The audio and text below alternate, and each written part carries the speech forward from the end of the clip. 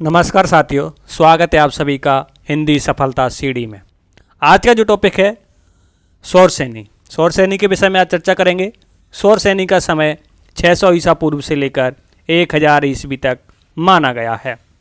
प्राचीन काल की एक प्रसिद्ध प्राकृत भाषा जो सूरसेन प्रदेश में बोली जाती थी, यह मध्य देश की प्राकृत थी और यह सूरसेन देश में इसका प्रचार प्रसार होने के कारण यह सौरसेनी कहलाई गई।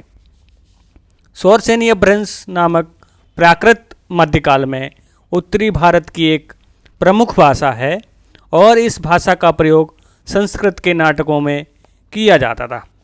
यहाँ तक कि उस समय में जो भी संस्कृत के नाटक लिखे गए उन सभी में सौरसेनी अपभ्रंश का प्रयोग किया गया।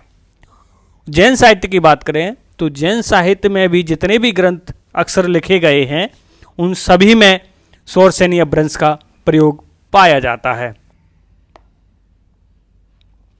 सौरसेनी उस प्राकृत भाषा का नाम है जो प्राचीन काल में मध्य प्रदेश में प्रचलित थी और जिसका केंद्र सूरसेन अर्थात मथुरा और उसके आसपास का प्रदेश था। मौर्य सम्राट अशोक से लेकर अशोक से लेकर अलभ्य प्राचीनतम लेखों तथा साहित्य में इन्हीं प्राकृतों और विशेषतः सौरसेनी प्राकृतिक भाषा का प्रयोग किया जाता है। प्राचीन समय में अशोक सम्राट से लेकर अलभ्य जो प्राचीनतम जो लेख लिखे गए हैं उन सभी में सौरसेनी प्राकृत भाषा का प्रयोग या सौरसेनी अपभ्रंश का प्रयोग किया जाता रहा है। संस्कृत के नाटकों में जहाँ कहीं नारी तथा नीच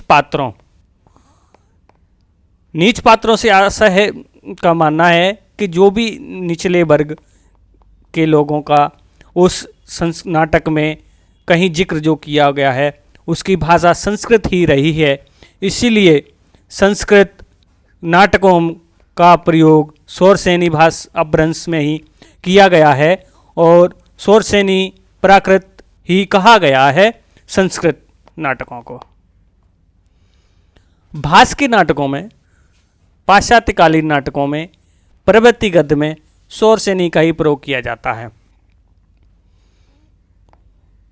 राजशेखर की कर्पूर मंजरी भाषा स्वयं कालिदास के संस्कृत नाटकों की गद्य भाषा भी सौरसेनी प्राकृत ही रही है।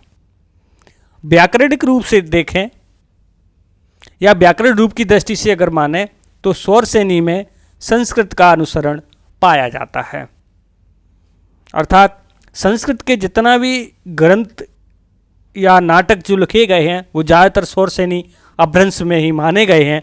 इसलिए विद्वानों ने संस्कृत का उत्तराधिकारी सौरसेनी को माना गया, अर्थात जो सौरसेनी को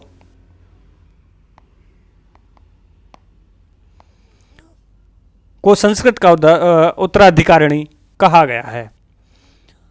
आप सभी का बहुत बहुत धन्यवाद। आज हमने सौरसेनी अपभ्रंश के बारे में जाना, आगे की क्लास में मागधी अर्धमागधी के बारे में जानेंगे।